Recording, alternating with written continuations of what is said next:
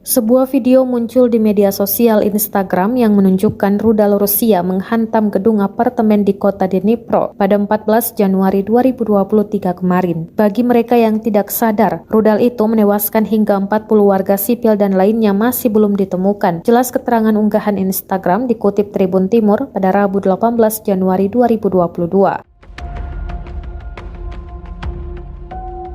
Tampak detik-detik rudal menyambangi apartemen dan menciptakan ledakan dahsyat. Tim penyelamat menghentikan pencarian pada Selasa kemarin. Setelah serangan itu, Ukraina terus melanjutkan pembicaraan untuk mendapatkan lebih banyak senjata barat. Data terakhir, pihak berwenang Ukraina mengatakan pada Selasa serangan Rusia di timur kota Dnipro pada akhir pekan menewaskan sedikitnya 45 orang, termasuk 6 anak-anak. Korban termuda berusia 11 bulan.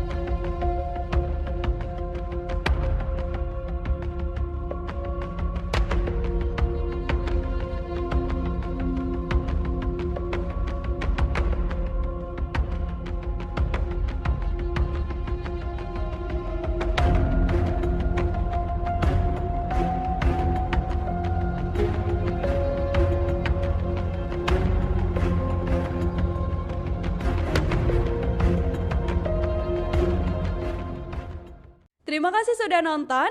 Jangan lupa like, subscribe, dan share ya.